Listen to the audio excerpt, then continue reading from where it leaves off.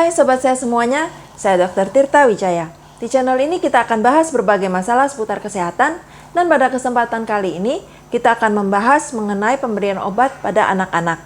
Video ini khusus saya buat karena beberapa hari belakangan ini banyak sekali pertanyaan dari sobat sehat semua mengenai pemberian obat sirup untuk anak-anak.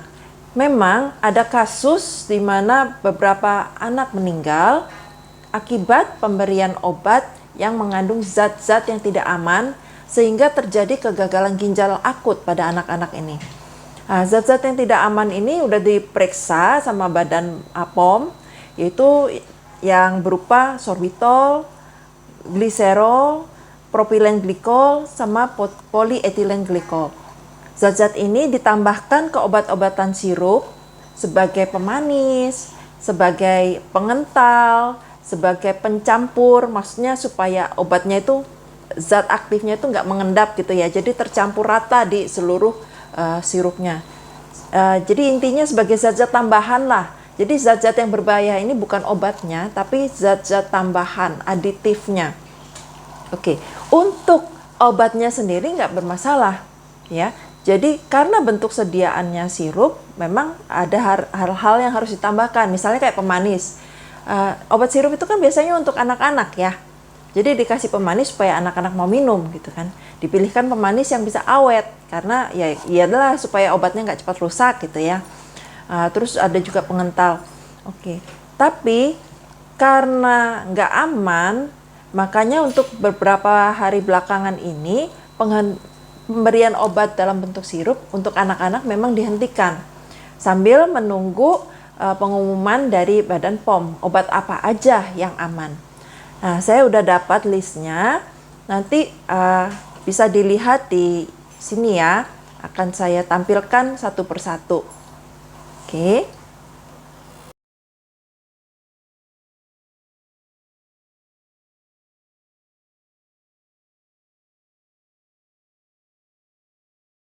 Obat-obatan yang tercantum di list tersebut sudah dinyatakan aman bila digunakan sesuai dengan resep atau petunjuk penggunaannya dan sudah diteliti dan memang tidak mengandung zat-zat yang menyebabkan gagal ginjal akut atau kematian itu ya.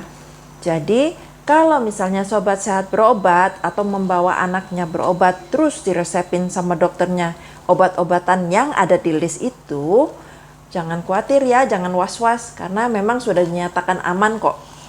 Oke ya. Nah, sekarang di video ini saya akan membagikan tips bagaimana caranya memberikan obat pada anak-anak. Paling gampang memang pakai sirup karena itulah dibentuk sediaan sirup untuk anak-anak memang. Nah, bagaimana kalau misalnya tidak tersedia sediaan sirup? Nah, dulu waktu anak-anak saya kecil, saya itu nggak suka nyimpen sirup di rumah. Kenapa? Karena sirup itu cenderung lebih cepat rusak ya, lebih cepat expired. Saya lebih suka nyimpen pil karena di rumah kan memang jarang sakit ya. Jadi kalau nyimpen sirup ujung-ujungnya kebuang, nggak kepake gitu ya. Nah, terus gimana caranya ngasihin anak-anak saya pil? Misalnya lagi demam gitu ya. Nomor 1, anak-anak itu jangan suka ditakut-takutin sama obat. Jadi kalau misalnya lagi nakal, nanti kasih obat ya, nanti disuntik ya. Nah, jangan. Kalau suka digituin, anak-anak tuh takut minum obat ya. Jadi kita mesti ajarin anak-anak dari kecil, bahkan sebelum anak bisa ngomong, mereka tuh udah bisa ngerti kita loh. Kita ajarin bahwa obat itu fungsinya untuk penyakit. Kalau sakit dikasih obat supaya sembuh. Jadi bukan buat nakut-nakutin, jadi obat itu bukan buat anak nakal lah istilahnya, buat yang sakit supaya sembuh. Nah, kalau anak udah nggak takut sama obat, mereka tahu peruntukan obat itu buat apa. Nah, kalau saya sih dulu waktu anak saya masih bayi ya, itu obatnya saya gerus.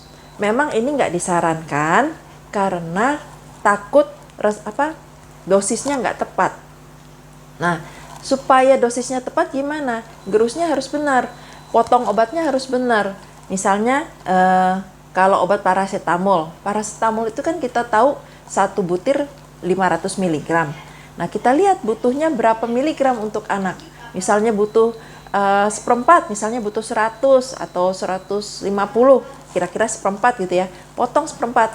Motongnya jangan pakai pisau dapur yang tumpul. Potongnya harus pakai pisau yang tajam. Kalau boleh pakai silet karena dia lebih tipis gitu ya. Atau sobat sehat boleh nih beli alat pemotong pil. Bentar saya kasih lihat contohnya ya. Nah, alat ini harus diganti, nggak boleh digunakan lagi kalau pisaunya itu udah berkarat atau tumpul ya. Oke.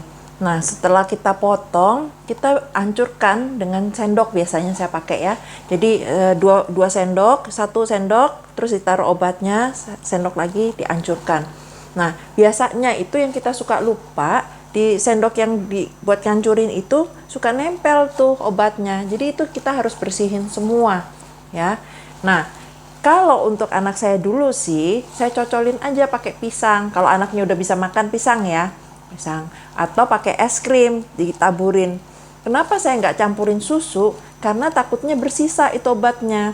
Kan obatnya sedikit. Kalau dimasukin sebotol susu, nah kalau susunya nyisa, itu obatnya nggak keminum sama anaknya.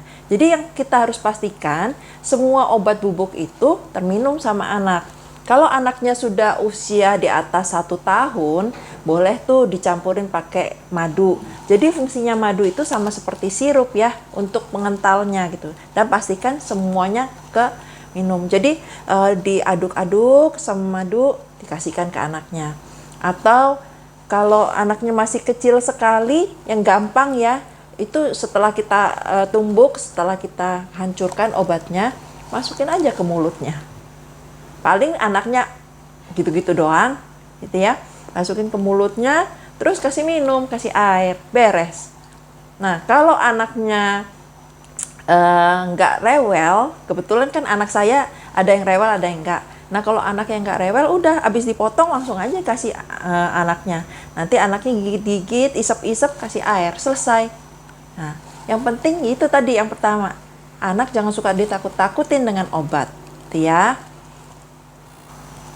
Satu pesan saya buat pemberian obat yang saya ajarkan tadi ya, pemberian obat yang kita potong sendiri, kita gerus sendiri itu, sebaiknya hanya digunakan untuk obat-obatan yang rentang dosisnya itu relatif besar. Seperti paracetamol itu kan dosis amannya 10-15 mg per kilogram berat badan. 10-15 itu berarti rentangnya bisa 50% kan, itu relatif aman. Tapi kalau untuk obat-obatan yang dosisnya harus precise, harus tepat, nggak bisa pakai cara seperti ini. Kenapa? Karena risiko kelebihan dosis, kekurangan dosis sangat besar, ya. Jadi untuk obat-obatan semacam ini sebaiknya tetap sobat sehat ke dokter aja. Kalau nggak bisa dikasih dalam bentuk sirup, nanti dokter bisa kasihkan dalam bentuk lain, sediaan lain. Mungkin lebih repot lah ya, tapi ada. Misalnya bisa dalam bentuk supositori, masuk lewat dubur gitu ya. Bisa suntik, bisa infus, macam-macam kok. Gitu ya. Jadi daripada memberikan sesuatu yang nggak aman, lebih baik nggak diberi, ke dokter aja. Nanti dokter yang ngasihin. Gitu ya.